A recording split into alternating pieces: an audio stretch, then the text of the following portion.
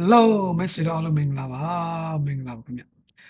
Okay ဒီနေ့ကျွန်တော်မိတ်ဆွေတို့ကိုခုတလောပေါ့နော်ဒီ social media မှာရေပန်းစားခစ်စားနေတဲ့ AI dance ပေါ့နော်ကလေး baby dance တော့မဟုတ်ပေါ့နော်ချစ်စရာကောင်းတဲ့ဘယ်လိုပြောမလဲ character ပေါ့နော်အဲ့ဒီ dance တွေဘယ်လိုလုပ်တယ်လဲဆိုတာကျွန်တော်ကပြောပြပေးသွားမယ်နော်အစအဆုံးဓာတ်ပုံဘယ်လိုဖန်တီးမလဲပြီးတော့ဒီဓာတ်ပုံကို motion video ပြီးတော့အတန်နဲ့တကွဖြစ်အောင်ဘယ်လိုဖန်တီးမလဲဆိုတာပေါ့နော်ကျွန်တော်ပြောပြပေးသွားမှာဖြစ်ပါတယ်နော်ကဲအဲ့ဒါဆိုစလိုက်ကြစို့ဥပမာဗျာဒီမှာဆိုကြပါစို့ကျွန်တော် TikTok တစ်ခုဝင်ကြည့်လိုက်မယ်နော်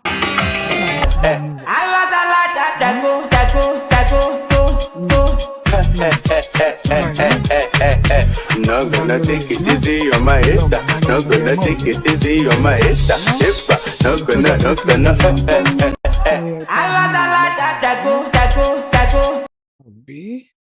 He's up there, 149.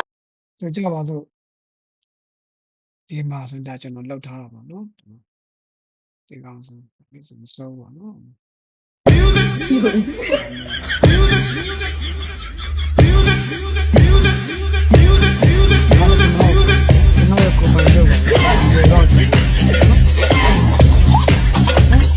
โอเคအဲ့ဒါဆိုရင်နံပါတ်1က ChatGPT နဲ့ကျွန်တော်ဓာတ်ပုံဖန်တီးမယ်ပေါ့နော် ChatGPT ကတော့ OpenAI သူရဲ့မိခင်ကုမ္ပဏီ OpenAI ဖြစ်ပါတယ် OpenAI ထုတ်ထားတဲ့ ChatGPT application ပေါ့နော် AI ဘယ်မှာမကြည့်နေဘူးနော်နံပါတ်2ပေါ့နော် top down နေပေါ့နော် AI creation tool လို့ခေါ်ပါတယ်ဆိုတော့ကဒီ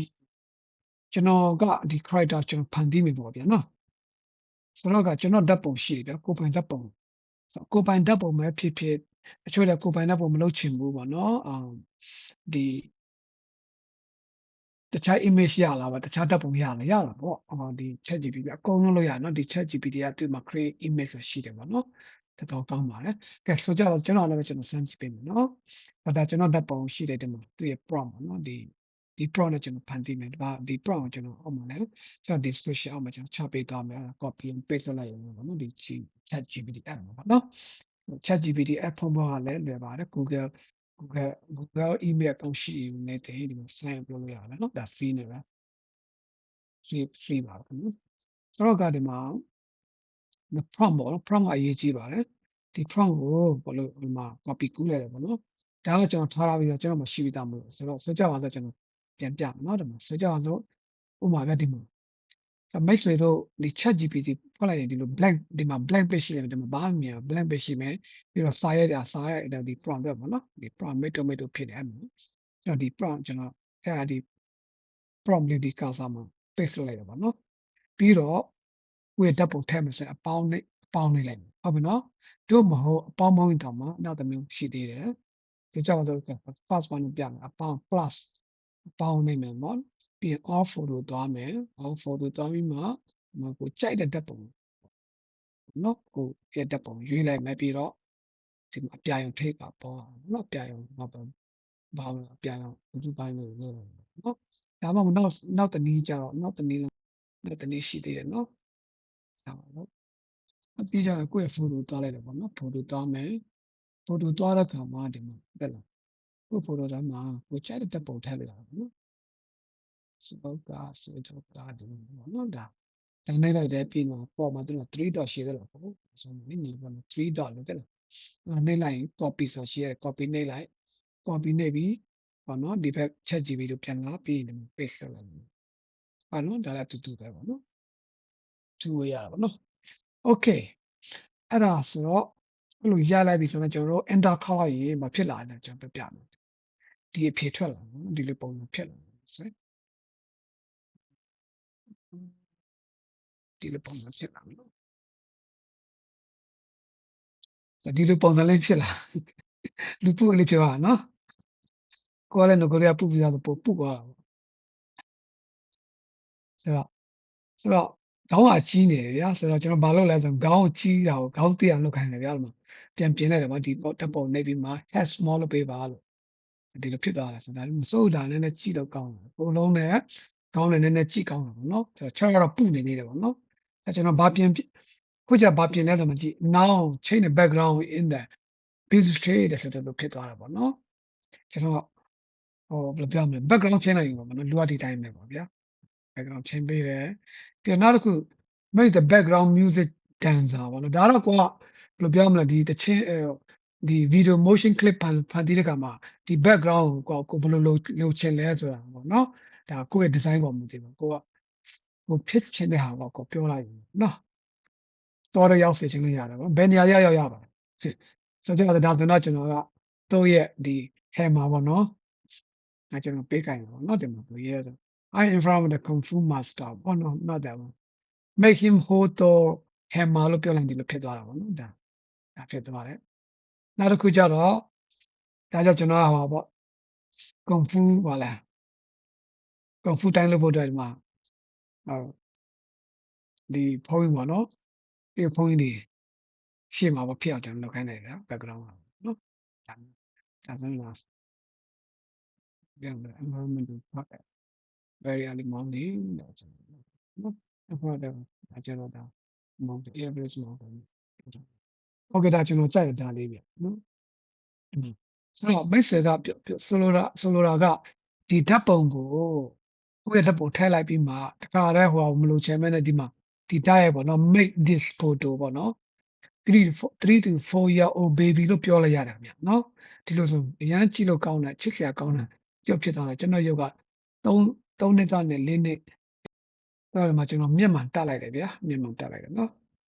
ဘုံမှာကြည့်လို့ကောင်းတယ်ချစ်စရာလေး okay ဆိုတော့ဘယ်လိုလောက်ကြမလဲပေါ့နော်ဒါကြိုက်တယ်ဆိုကြပါလိမ့်မယ်လေးနေမှာ save ပေါ်မှာ save ဆိုရှိတယ် save နေလိုက်ရောက်သွားတယ်နော် save နေလိုက်ဟုတ်လား image save ဘယ်ရောက်သွားလဲကိုယ့်ရဲ့ photo ဒီ photo မရောက်ဘူးနော်ဒီမှာတက်ဒီ save ရောက်အောင်နော်ဟုတ်နော်နောက်တစ်ခုဆိုတော့ဒီပုံကိုပဲကျွန်တော်ကမကြိုက်ဘူးဗျာဆိုပြောင်းလိုက်မယ်နော်ဒီမှာတက်လား describe edit လို့ခေါ်တယ် background image ပြောင်းလိုက်မယ်နော်ဘယ်မှာပြောင်းမလဲဆိုရင်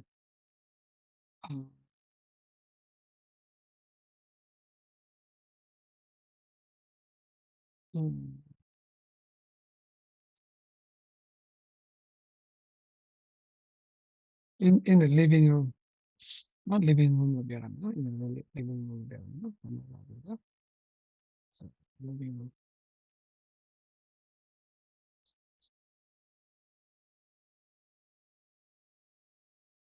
something like the image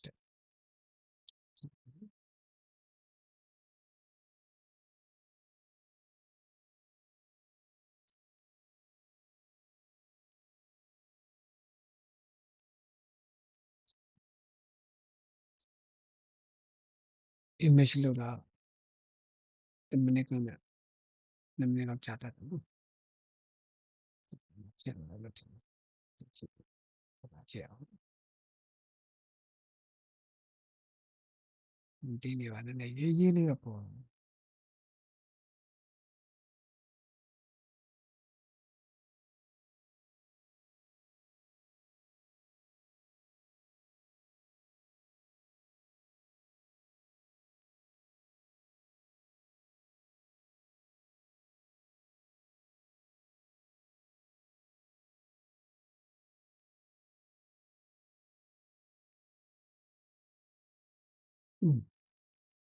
ကဲဒီမှာချိန်မဲ့ဆွဲဒီဆွဲကြွဘာကြောင့်ရှိလဲသိလားကျွန်တော်ကနောက်ဆုံးကိုသူရေးလိုက်ပါတော့နော်နောက်ဆုံး image မှာကကျွန်တော်ဆွဲကြွနဲ့ထားအောင်ကြောင်းနော်ဆွဲကြွလို့ပါနော်ဒီဆွဲကြွကြီးကျွန်တော်လောက်ထားတယ်အဲ့ဒါမြင်လို့ living room ဖြစ်ရောက်အောင်နော် okay အဲ့ဒါကိုကျွန်တော်ကြိုက်တယ်ဆိုရင် save လုပ်လိုက်နော်အဲ့ဆိုဘယ်ရောက်အောင်မလဲဆို make sure ရဲ့ဒီ iPhone ပါနော်Android ဟို photo ဘယ်လိုလုပ်လဲဒီလိုတက်တာ okay အဲ့ဒါဆိုဒီကိုမကိုလိုချင်တဲ့ character ရပါပြီနော်ကိုစက်ကြရပါတယ်ဆိုရင်ကျွန်တော်တို့အချင်းဒီဟာကိုဘယ်လို motion လုပ်အချင်းနဲ့တူဘယ်လိုသူကထားလဲပေါ့နော်ကဲအဲ့ဒါဆိုရင်ဒီအတိုင်းပဲ TikTok ကိုတွားလို့ဆိုရင် TikTok မှာတွားမယ် Jen yet? Go get her. Grab the besties. Chandra wants to get. She's so close. She's. Nobody's watching your ဆိုတော့အဲ့မှာကျွန်တော်လုပ်မလဲဆိုတော့ my baby dance လို့ရှာတယ်နော်ဒီကြတယ်နော်ဟုတ်ကဲ့ကျွန်တော်ဆိုကြည့်လိုက်မယ်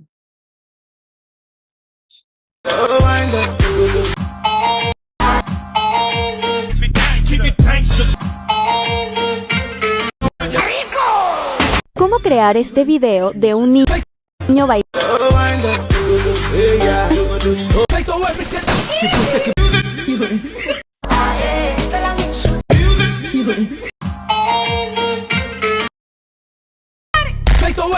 ¿Cómo hacer que un bebé dance utilizando OnePlus.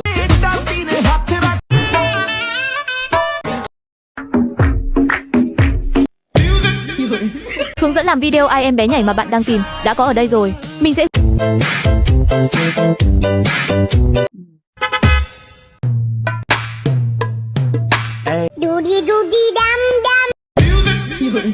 són thăm clip để tênด้วย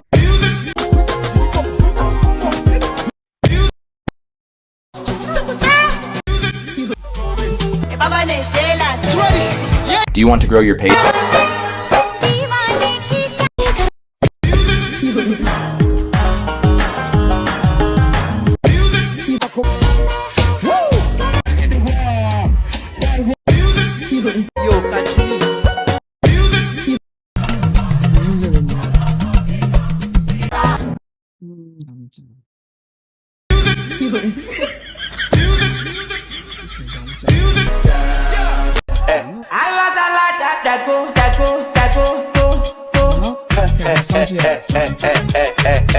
No gonna take Okay ဒါဆိုရင်မှာဒီ TikTok မှာเนาะဒီမှာ share များပုံစံတဲ့လား share ပုံစံများလေးတွေလေ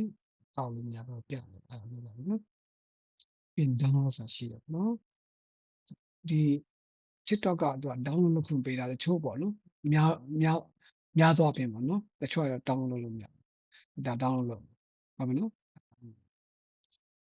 download လိုက်ပြီးစမေးရောက်သွားမလဲဆိုကျွန်တော်ရဲ့ photo နဲ့ပေးတယ်second ရှိလဲဆို19 second ရှိတယ်ဗျာနော် okay အဲ့ဒါကိုဒီနေရာမှာကျွန်တော်ဒီဓာတ်ပုံလေးကိုပေါ့နော်စားတော့ပြီးကခိုင်းပေါ့နော်ကြည့်ရအောင်နော်ဒါလည်းတန်လည်းပုံနော်ဆိုဒီ TikTok မှာတက်လာကျွန်တော် download ဆိုတော့ TikTok ရဲ့ logo ပါတယ်နော်ဒါပေမဲ့ဒီကျွန်တော်ပုံမှန်ဒီ AI2 ကလေအဲ့ဒါတော့ automatic ဖြုတ်ပေးပါမှာနော်ဘာနဲ့သုံးမလဲဆိုရင်မိတ်ဆွေ Plain AI ဆိုတာရှိတယ်ဗျ Plain AI တော့ကောင်းတယ်ဗျရန်ကောင်းပါတယ် Plain AI နော် Plain AI မြင်လား Plain AI ဒီကောင်တော့ကောင်းနော်ဒီ AI2 ကအရင်ကောင်းဆိုတော့ပြပြ motion control မှာသူတို့ပြန်ထည့်အောင်အရင်ကောင်းပါ Plain AI နဲ့စမ်းကြည့်နော်ဒါနဲ့တရားနဲ့လုပ်ကြည့်အောင်နော်ဆိုတော့ဒီမှာသွားမလဲဆိုရင် AI video မြင်ရတယ်ဆိုတော့ကျွန်တော်ရဲ့ link အောက်မှာနေလိုက်ပါနော်ကျွန်တော် reference link ရှိရပါနော်ဆိုတော့ကျွန်တော် reference link နေလိုက်မယ်ဆိုရင်မရှိလို့မယ်free credit ရမှာပါနော်ဆိုတော့ AI video နေလိုက်မယ်ဒီမှာနေလိုက်ဒီမှာ text to video frame ရှိတယ်ပြီးတော့ motion control ရှိတယ်လား motion control နေမယ်နော်ပြီးရင် add character image တဲ့လားဒီမှာ blank ပြတာနော်မှာအပေါင်းရှိတယ်လားအဲ့နေမယ်ဆိုတော့အဲ့ character image ကကိုယ့်ရဲ့ဓာတ်ပုံပါနော်ကိုယ်လုပ်ချင်တဲ့ဓာတ်ပုံထည့်မယ်ဆိုတော့ select from camera roll ပေါ့နော်နေလိုက်တယ်ပြီးတော့ကျွန်တော်ကဒီမှာကျွန်တော်ထည့်ထားပြီပေါ့နော်ဒီမှာမရှိဘူးဆိုတော့ကျွန်တော်ဒီဘေးနားမှာပါလဲ more photo ဆိုတာရှိရပေါ်ပါလေဟုတ်ပြောင်းလဲ purple ဒါလေးနေတယ်နော်ပြန်အောင် more photos ပေါ့နော်ပြီးရင်ကျွန်တော်ဒီကောင်းလေးဒါပေါ့နော်ဒါရွေးလိုက်မယ်ဒီ living room ကရွေးမယ်နော် okay ဓာတ်ပုံရပြီဓာတ်ပုံရွေးလိုက်ပြီဒါဒီမှာထည့်လိုက်ဆိုရောက်လာဆိုတော့ဒီဓာတ်ပုံလေးကိုမြင်လိုက်မယ်နော်ခဏစမှာကျလား import လုပ်ရပါဘော uploading လုပ်ရဆိုတော့ရောက်လာပြီးရင်ဒုတိယအဆင့်ဒါကို motion လုပ်ရနော် add motion video လို့ခေါ်ဆိုတော့ဘေးနားမှာပဲနော်ဘေးနားမှာပဲနော်ဒီမှာရှိပြီးတော့သူ့ရဲ့ template လေးရှိပါဒါသုံးချင်လိုက်ရတယ်မျိုးဆိုတော့နော်ဒါပေမဲ့ကျွန်တော်ကဒီထဲကမသုံးပါနော်ဆိုတော့ဘေးနားကကျွန်တော်ကလည်းကျွန်တော်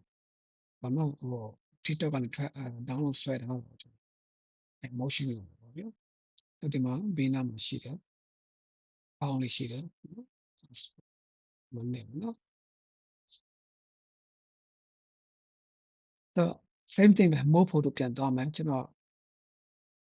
download ဆွဲထားတဲ့နေရာပြန်သွားမယ်ကျွန်တော် photo ကျွန်တော်ဒီကောင်လေးရွေးလိုက်မယ်နော်ဒီကလေးရွေးမယ်ပြီး okay နေမယ်ပြီးဒီမှာပြန်ရွေးမှာတူပါနော် select လုပ်လိုက်တော့ကျွန်တော်လုပ်ချင် motion ပေါ့ဟုတ်ပြီနော်ဒီ done နေလိုက်မယ်ပြီးခဏဆောင်ပါဒီမှာ upload လုပ်တယ်လို့ loop လေးနဲ့လဲတယ်လေကြည့်အောင်โอเคအဲ့ဒါမှာဒီကလေးလေးကျွန်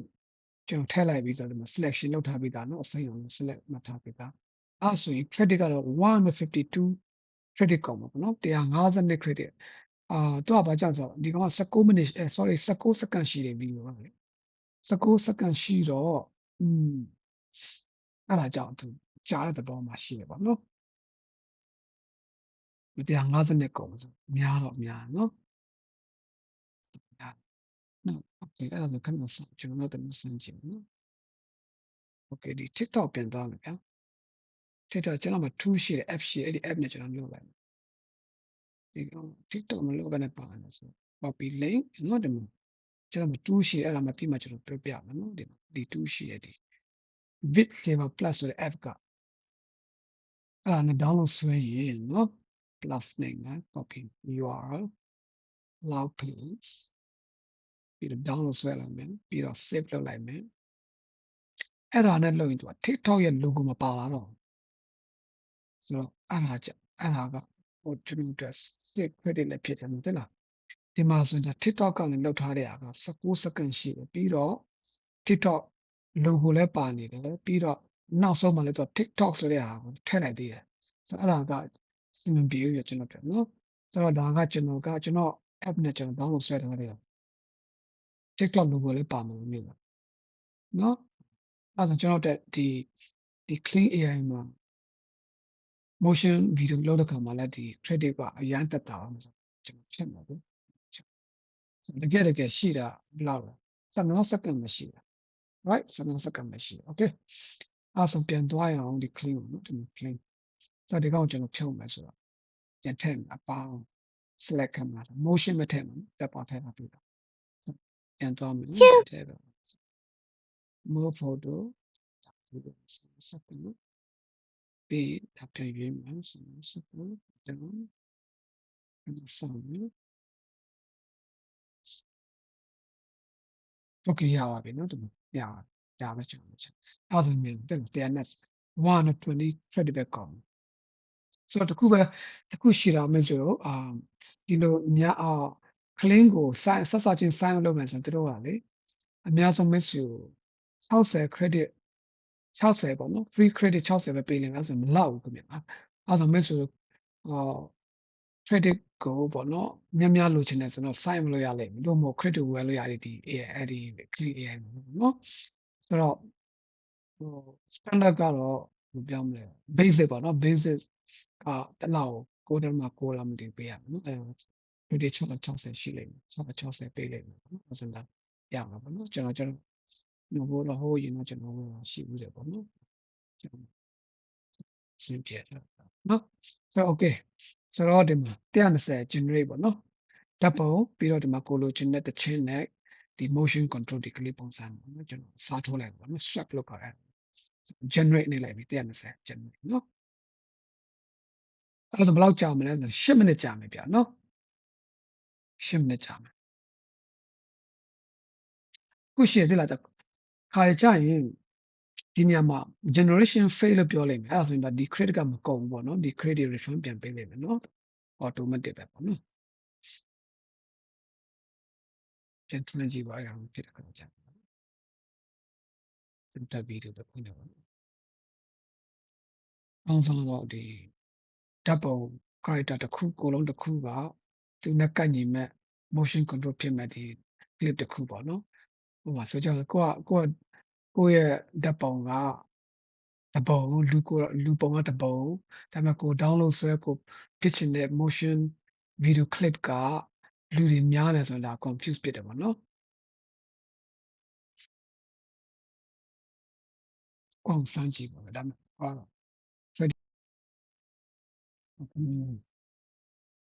တော့ဒီကောင်က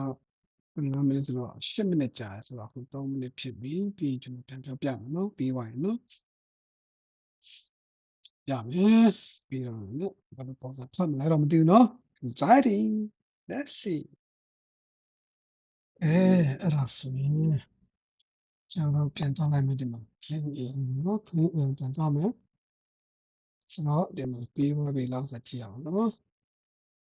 ဆိုတော့စမကျွန်တော်ဖန်တီးလိုက်တဲ့အရာပေါ့နော်လုပ်လိုက်တဲ့အရာ14 seconds ကြည့်ကြအောင်နော်ကြည့်မယ်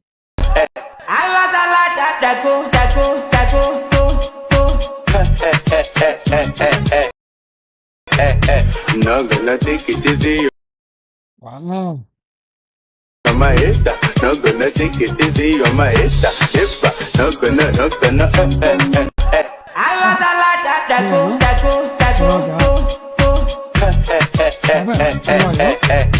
Not gonna take it easy on my head. Not gonna take it easy on my head. If not gonna ဒီဝတ်ဆန်နေ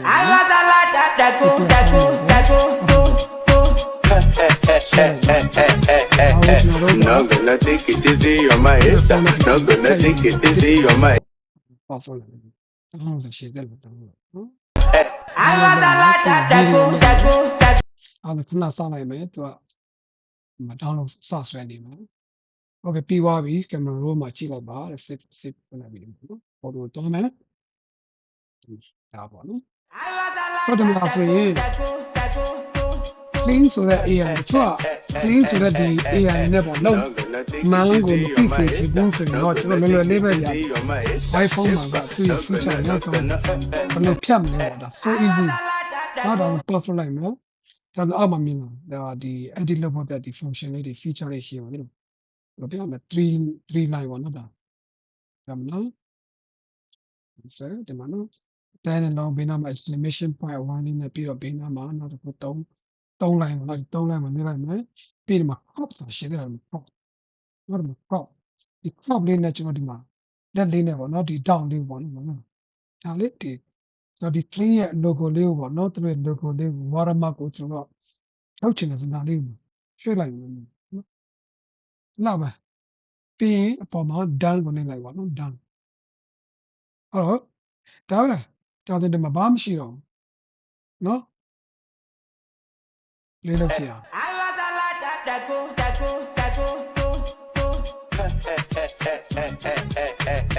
Not gonna take it easy on my head. Not gonna take it easy on my head. If not gonna ဒါပဲ oh so good ကဲအဲ့ဒါဆိုရင်ကျွန်တော်တို့ကဒါကို post တော့မနော် TikTok မှာနော် okay အဲ့ဒါဆိုရင်ကျွန်တော်တို့ဒီ TikTok YouTube Instagram Facebook မှာပါနော်ကျွန်တော် upload လုပ်ရပါပြီဆိုတော့ title ဘယ်လိုရေးမလဲပေါ့နော်ဒါကတော့ manual ရေးလိုက်ရပါတယ်နော်ကိုယ်စက်ချက်ရေးရတာမဟုတ်ရေးတယ်လဲ GPT ကိုရေးခလို့ရတယ်ပေါ့နော်ဆိုတော့ကျွန်တော် GPT ပေးလိုက်တာ give မှာလေးထားဆိုရင် give viral title and hashtag for let me dance ဆိုတဲ့ပေါ့နော်ဆိုတော့ဒီမှာကျွန်တော်ရေးလိုက်တာသူမြင်ပေးလိုက်တာ check and sheet 30ပေးတယ်ပြီး hashtag လည်းပေးတယ်နော်ဆိုတော့ဒါနံပါတ်3ပြလိုက်ရဆိုတော့ဥမနော် copy ကိုစက်ချက်ပေါ့နော်ဘယ်မှာ upload လုပ်မလဲပေါ့ TikTok လား you know YouTube လားဟိုပါ Instagram ပေါ့နော်စက်ချက်ပေါ့နော်ဆိုတော့ TikTok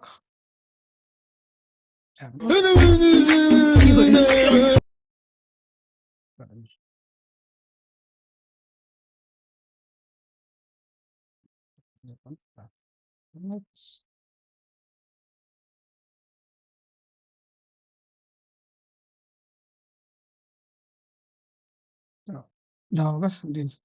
title ရှင်းမတော်လိုက်ဘူးဟိုစာရေးဖို့တော့ဘာလို့ထားတယ်တော့ hashtag တွေဘာလို့ပြင်ပေးစမ်းလိုက်တယ် chat GPT ရတယ်နော်ဟိုလည်းတော့ဘာမှမလုပ်ရထည့်လိုက်ရတာပြင်ပုံစံပြီးဒါပဲနော် thank you see you guys link ကတော့ကျွန်တော်အောက်မှာ description ကိုပေးထားတယ်ပေါ့နော်ကျွန်တော်ဒီ green AI ပေါ့နော်ဘာလို့တောင်းမလဲပေါ့ link ကိုကျွန်တော်ပေးထားတယ် register ပေါ့နော် sign လုပ်လိုက်ပါမယ်နော်ကျွန်တော်ရဲ့ link ကိုတောင်းနော် thank you bye bye